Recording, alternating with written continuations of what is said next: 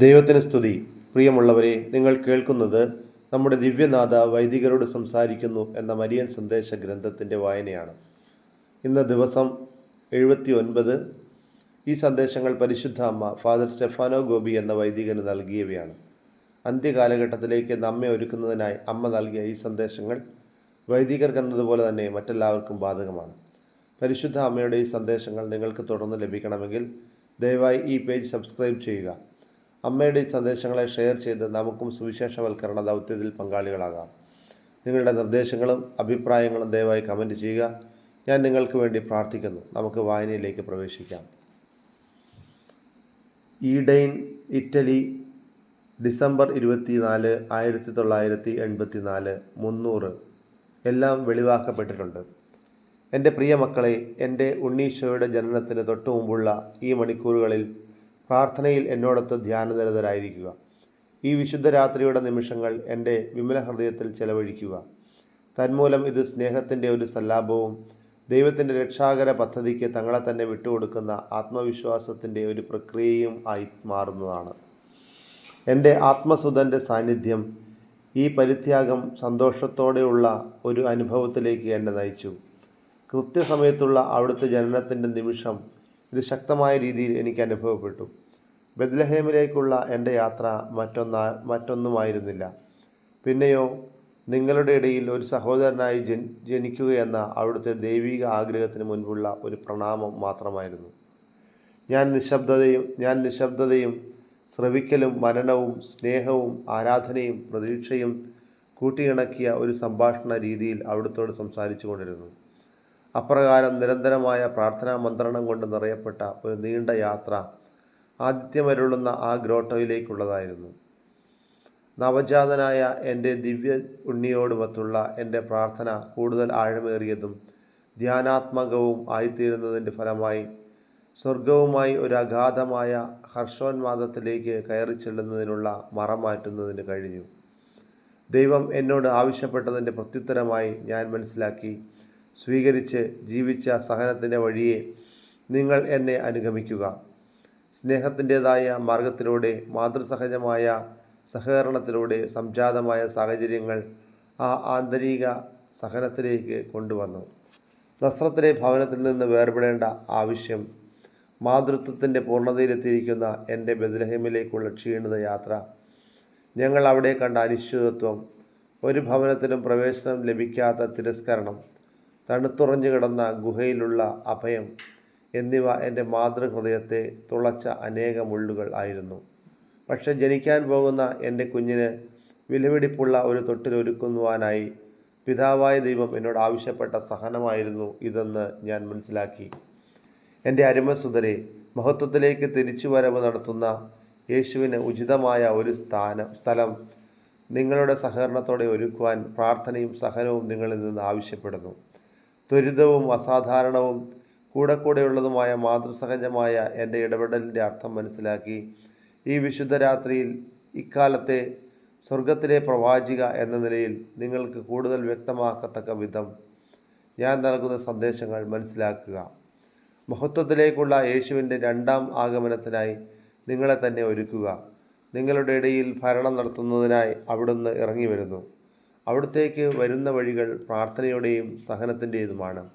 ബെത്ലഹേമിലേക്കുള്ള നീണ്ട യാത്രയിൽ ഞാനും നിങ്ങളും ധ്യാനനിരതരായി പ്രാർത്ഥനാ നിമഗ്നരായി മുന്നേറേണ്ട സമയം ഇതാ സമാഗതമായി കഴിഞ്ഞു. പദ്ധതികളുടെയും ചർച്ചകളുടെയും സമയം കഴിഞ്ഞിരിക്കുന്നു. ശ്രദ്ധിക്കുകയും മനസ്സിലാക്കുകയും ചെയ്യേണ്ടവർക്ക് ആവശ്യമുള്ള കാര്യങ്ങൾ വെളിപ്പെട്ട് കഴിഞ്ഞു. മനുഷ്യ മനസ്സ് വെറുപ്പും വിദ്വേഷവും മൂലം കരിഞ്ഞു പോയിരിക്കുന്നു. രാജ്യങ്ങളും ജനങ്ങളും അവരുടെ ദൈവത്തിനെതിരായി സമരം ചെയ്തുകൊണ്ടിരിക്കുന്നു. അന്ധകാരം അവരെ മൂടിയിരിക്കുന്നു.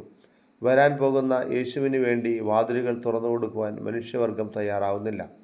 അതുകൊണ്ട് അചഞ്ചലമായ വിശ്വാസത്തോടും സ്ഥിരമായ പ്രതീക്ഷയോടും കൂടെ, ഉജ്ജ്വലമായ സ്നേഹത്തോടും കൂടെ അന്ധകാരപൂർണമായ നാളുകളിൽ പ്രകാശം പരത്തുവാൻ നിങ്ങളുടെ ഹൃദയത്തിൻ്റെ ഗുഹകൾ തുറന്നിടുവിൻ.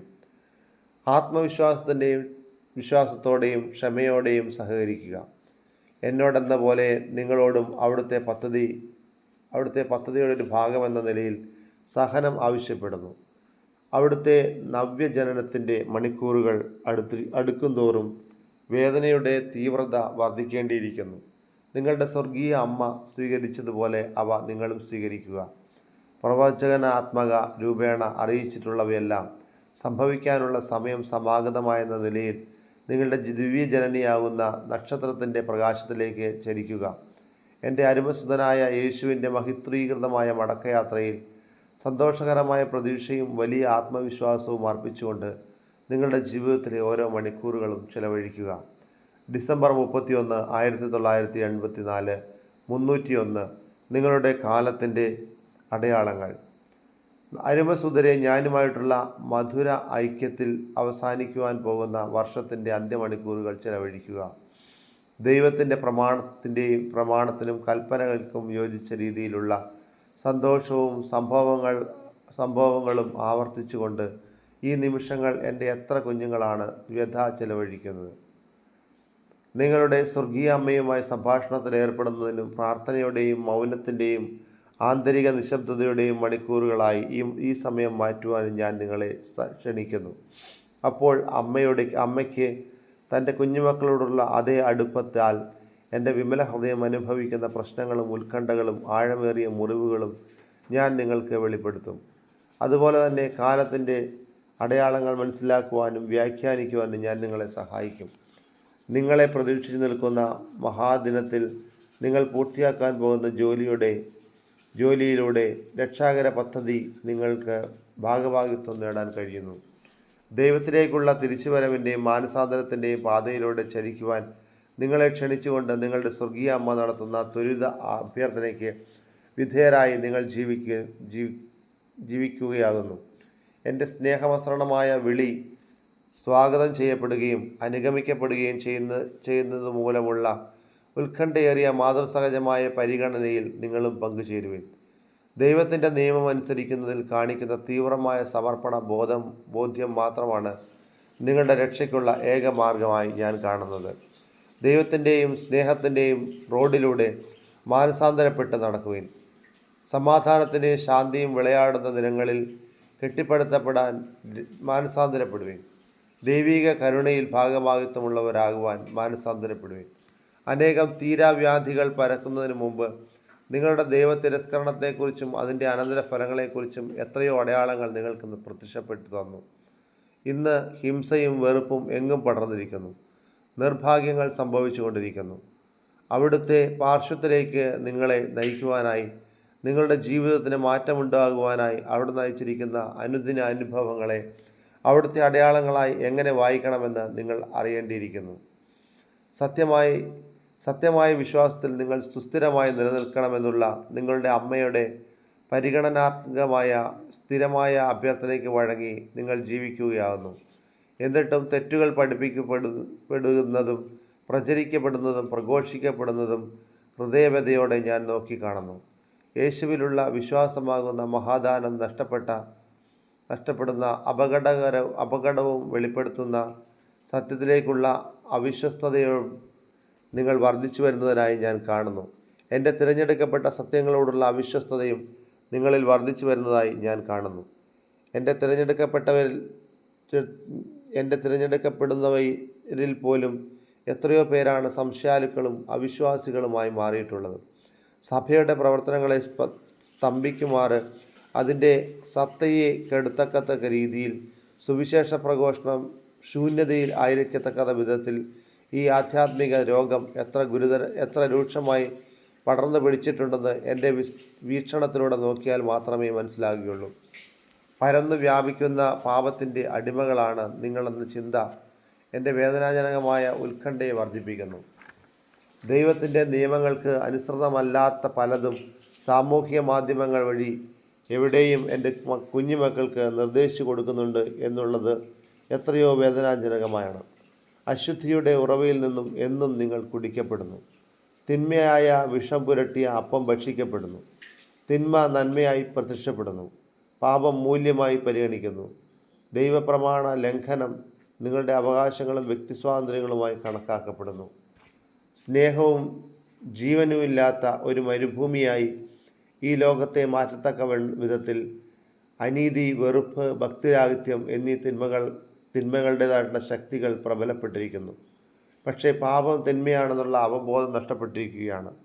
ഏറ്റവും വേദനാജനകം ദൈവതിരസ്കരണവും വിശ്വാസനഷ്ടവും പാപവും തിന്മയും പ്രചരിപ്പിക്കുന്ന ദുഷ്ടതയുമാണ്. ഇവയാണ് നിങ്ങൾ ജീവിക്കുന്ന തിന്മയുടെ കാലത്തിൻ്റെ അടയാളങ്ങൾ. എന്നാൽ വിശ്വാസത്തിൽ, നന്മയിൽ, മാനസാന്തരത്തിൽ നിങ്ങളെ നയിക്കുന്നതിനായി എത്രയോ മാർഗങ്ങളിലൂടെയാണ് ഞാൻ ഇടപെടുന്നതെന്ന് നിങ്ങൾക്ക് കാണാൻ കഴിയും. ലോകത്തിൻ്റെ വിവിധ ഭാഗങ്ങളിൽ ഞാൻ നൽകുന്ന അസാധാരണമായ അടയാളങ്ങളിലൂടെ, എൻ്റെ സന്ദേശങ്ങളിലൂടെ, പ്രത്യക്ഷീകരണങ്ങളിലൂടെ കർത്താവിൻ്റെ ദിവസം ആസന്നമായി എന്ന് ഞാൻ നിങ്ങൾക്ക് കാണിച്ചു കൊടുത്തുകൊണ്ടിരിക്കുകയാണ്. എന്നാൽ ഇവ സ്വീകരിക്കാൻ കടമയുള്ളവർ പോലും ഇവ തിരസ്കരിക്കുകയും എതിർക്കുകയും ചെയ്യുമ്പോൾ എൻ്റെ വിമല ഹൃദയം എത്രയോ വലിയ മനോവേദനയാണ് അനുഭവിക്കുന്നത്. ഇക്കാരണത്താൽ ഞാനിന്ന് ശിശുക്കൾക്ക്, പാവങ്ങൾക്ക്, ലളിത മനസ്കർക്ക്, അതായത് ആരെന്നെ സ്വീകരിക്കുന്നുവോ അനുഗമിക്കുന്നുവോ അവർക്ക് എന്നെ തന്നെ വെളിപ്പെടുത്തുന്നു. ഇന്ന് എന്നേക്കാൾ ഉപരി പാപത്തിൻ്റെയും പരിഹാരത്തിൻ്റെയും വിധേയത്വത്തിൻ്റെയും ശക്തിക്ക് ഒരു വലിയ ആവശ്യമുണ്ട്. ഇക്കാരണത്താൽ അരുമസുതരെ, എന്നോടൊന്നിച്ച് തുടർച്ചയായി ഈ പ്രാർത്ഥനയിൽ ഈ വർഷാവസാന മണിക്കൂറുകൾ ചിലവഴിക്കുവാൻ ആഹ്വാനം ചെയ്തുകൊണ്ട് ഞാൻ നിങ്ങളിലേക്ക് എത്തിയിരിക്കുന്നു. പ്രിയമുള്ളവരെ, 1984 വർഷത്തെ വായനകൾ നമ്മൾ അവസാനിപ്പിക്കുകയാണ്. ഇത്രയും ദിവസം നമ്മളെ കൈപിടിച്ച് മുന്നോട്ട് നയിച്ചത് കർത്താവിൻ്റെ വലിയ കരുണയാണ്.